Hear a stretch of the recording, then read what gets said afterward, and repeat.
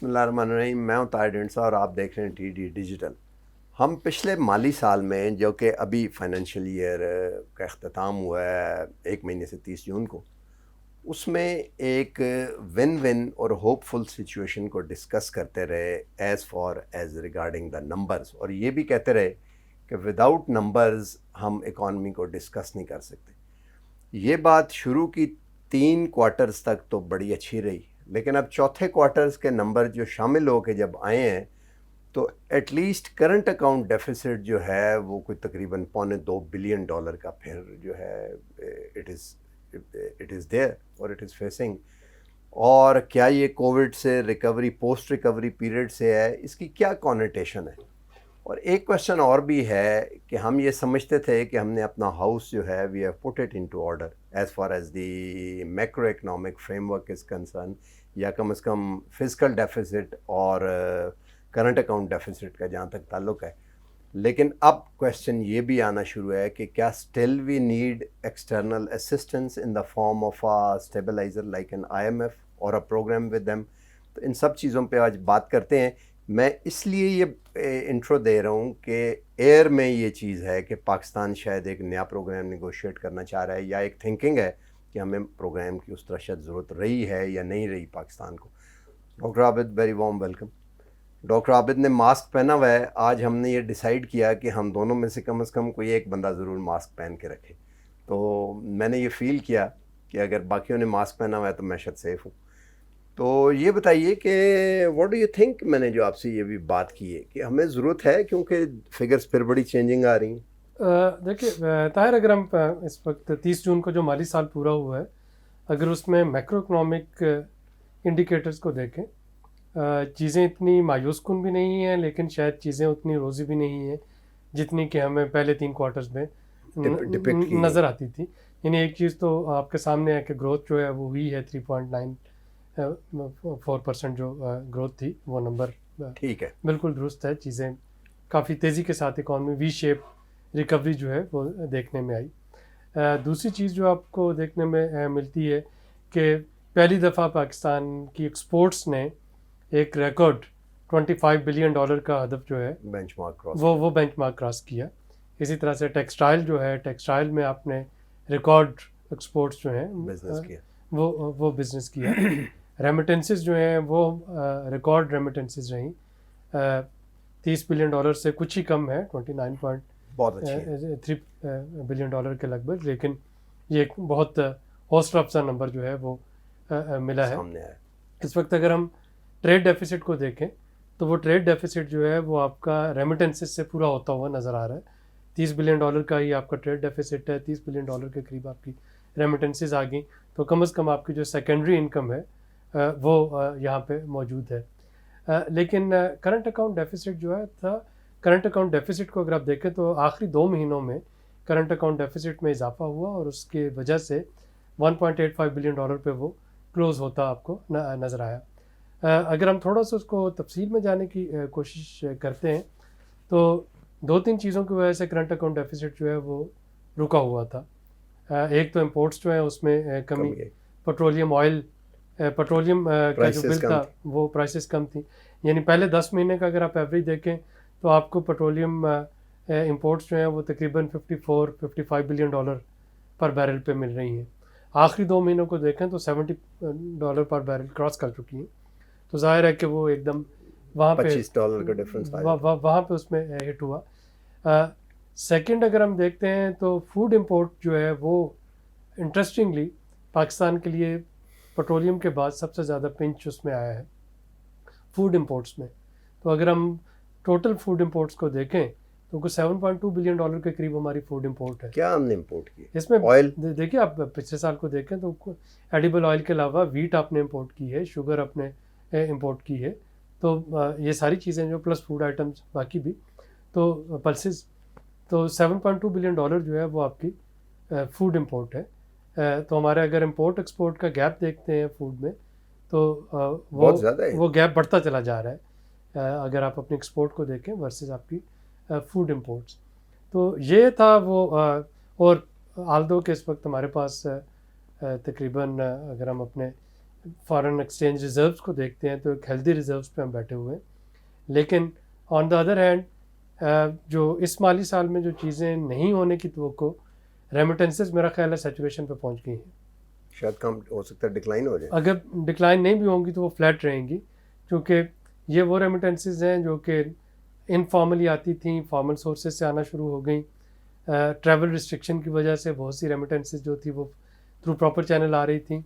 जो ये दुनिया में वैक्सीनेशन के बाद ट्रैवल खुलता चला जाएगा, स्पेशली मिडल ईस्टर्न कंट्रीज़ में, तो आप देखेंगे कि पाकिस्तान के लिए जो रेमिटेंसेस है वहाँ पे एक डिक्लाइन आना शुरू होगा।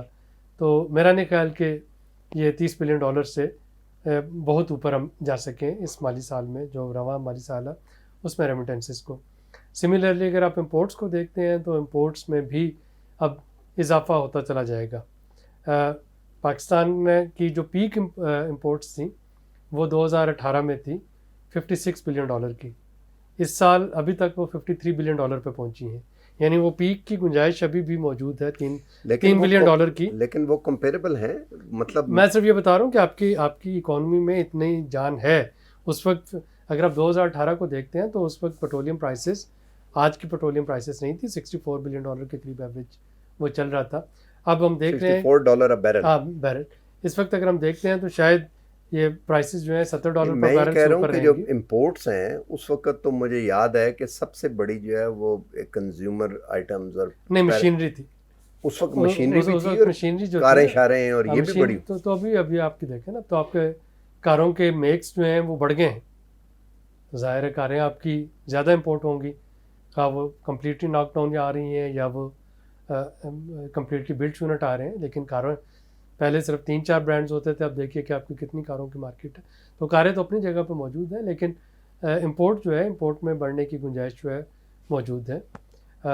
अगर मैं इसलिए पूछ रहा हूँ कि ये जो इम्पोर्ट्स हैं क्या ये एक्सपोर्ट्स के में कन्वर्ट होंगी, मतलब रॉ मटेरियल आ रहा है या मशीनरी, या वही है कि जो हम खा पी के बराबर कर रहे हैं? टर्फ जब तक वो है, टर्फ जो है ये फैसिलिटी है स्टेट बैंक की तरफ से इंडस्ट्री को एक्सपेंशन के लिए या नई इंडस्ट्री लगाने के लिए, उसको अपग्रेड करने के लिए। तो टर्फ फैसिलिटी चूँकि भी चल रही है, तो जब तक टर्फ फैसिलिटी मौजूद है, जो इंडस्ट्रियलिस्ट होंगे उनके लिए there is always an incentive को मशीनरी इंपोर्ट करें। लेकिन जैसा कि मैंने कहा कि इस वक्त जो हमें पिंच करेगी अगले साल में वो फूड इंपोर्ट है, जो कि इस दफ़ा दोबारा आप देखें तो जो है शुगर की इंपोर्ट भी इस माली साल में हो रही है, वीट की इंपोर्ट भी हो रही है। तो ये एक जो इंपोर्ट होगी ये पिंच करेगी। इसी तरह से कमोडिटी प्राइस चूँकि सारी हाइक पे हैं, तो उनके हाइक पे होने की वजह से अगेन आपकी जो इंपोर्ट बिल है, इंपोर्ट बिल कम नहीं होगा। रेमिटेंसेस अगर फ्लैट रहती हैं, एक्सपोर्ट को बढ़ाने की तरफ अगर कोशिश जो है वो मज़ीद कामयाब नहीं होती, तो फिर करंट अकाउंट डेफिसिट जो है वो मज़ीद बढ़ता चला जाएगा। अगर हम पिछले 2 महीने को ही ट्रेंड में रखें तो इसका मतलब ये है कि साल के एंड पे हम दोबारा शायद देख रहे हों कि 2 बिलियन से ऊपर है। ये नहीं इससे ज़्यादा होगा। ये तो 2 महीनों में आपका $1.85 बिलियन बना है ना, $2 बिलियन तो आपका 2 महीने में बन गया। तो अगर हम देखें तो अगर ये 500-700 मिलियन हर महीने का भी रह रहा हो करंट अकाउंट डेफिसिट, तो $6 बिलियन के करीब जा पहुंचता है साल के एंड में। और वहाँ पे फिर आपकी सिचुएशन जो है वो असेस करना होती है पॉलिसी मेकर्स को कि रिज़र्व जो है वो कितने रख रहे हैं, करेंसी का रेट जो है वो स्टेट बैंक को मार्केट से ख़रीदनी चाहिए या मार्केट में करेंसी सेल करनी चाहिए, इंटरेस्ट रेट जो है वो क्या होगा। पिछले हफ्ते हमने बात की थी कि जो आपका डॉलर का रेट है वो नीचे गिरेगा, और अब देखें कि आज $1.20 डॉलर जो है वो नीचे है, वो कम हुआ है। ये अभी कुछ अर्सा मज़ीद कम रहेगा, लेकिन अगर करंट अकाउंट डेफिसिट जो है ये बढ़ना शुरू होता है तो फिर दोबारा तो जाहिर है कि फिर स्टेट बैंक की मजबूरी बन जाएगा कि वो मार्केट से, ओपन मार्केट से डॉलर जो है वो ले, जो कि आपको इंपोर्ट्स, या अगर स्टेट बैंक नहीं भी लेता तो जो इंपोर्टर्स हैं, इंपोर्टर्स को भी तो मार्केट ही से डॉलर्स बाई करके पेमेंट करनी है। तो फिर इस पर थोड़ा सा करेंसी पे दबाव आ सकता है, जो कि फ़िलहाल शायद इस क्वार्टर में नहीं आएगा, लेकिन ये आ सकता है अगर आपका करंट अकाउंट डेफिसिट इसी तरह से चलता है। अब देखना यह है कि हुकूमत इसके लिए क्या कर सकती है, क्या कर सकती है। तो हुकूमत देखें, हुकूमत इस वक्त अपने फॉरेन करेंसी रिजर्व बढ़ाने की कोशिश कर रही है। यूरो बॉन्ड्स, सुकूक बॉन्ड्स, और बहुत से जो बायलैटरल हैं हमारे, मतलब मार्केट से lenders, डेट रेज करने की कोशिश करी, मार्केट से फंड रेज करने की, बायलैटरल लेंडर से फंड रेज करने की, और मल्टीलैटरल लेंडर से फंड रेज करने की, डेट रेज करने की, डेट रेज करने की। और मल्टीलैटरल जो है ज़ाहिर है मल्टीलैटरल में Debt IMF जो है वो आपकी प्राइम चॉइस बनता है।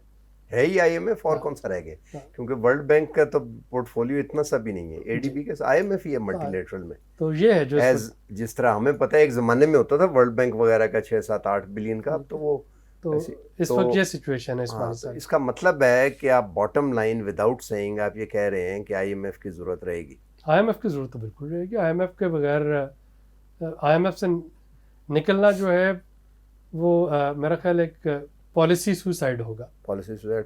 तो IMF के साथ तो क्या मेरा नहीं चीज़ें, ख्याल कि हुकूमत IMF से निकलना चाह रही है। अच्छा, ना हुकूमत निकलना चाह रही है, ना IMF जो है वो निकालना चाह रहा है? निकालना चाह रहा है। तो जैसा कि हमने पहले भी बात की है कि नेगोशिएशन जो है वो होपफुली स्टार्ट हो रही होंगी, ईद की छुट्टियां अब ख़त्म हो गई हैं।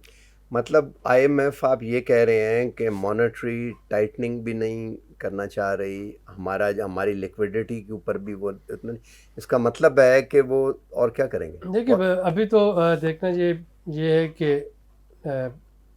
एक आध रोज़ में स्टेट बैंक की मॉनेटरी पॉलिसी अनाउंस होने वाली है, जिसको मैं फोर्सी कर रहा हूँ कि वो 7% ही रहेगा, क्योंकि फोर्थ वेव जो है कराची को अगर आप देखें, कराची में दोबारा से स्मार्ट लॉकडाउन शुरू हो गया। 20% सिंध में वो आपका फाइनेंशियल हब है, तो अगर वहाँ पे दोबारा स्मार्ट लॉकडाउन शुरू हो जाता है तो ये हो गया है, तो स्टेट बैंक जो है इस कम से कम मुझे नहीं लगता कि फोर्थ कमिंग मीटिंग में पॉलिसी रेट को छेड़ेगा। तो पॉलिसी रेट जो है वो वही है। अब IMF के साथ देखना होगा कि IMF के साथ जो नेगोशिएशन जिनका आगाज़ होगा वहाँ पे। अच्छा, ये तो सारे फैक्टर्स वो हैं कि हम ये बिलीव करते हैं। अब टाइम क्योंकि ख़त्म हो रहा है, क्विकली इसको रैप अप करते हैं।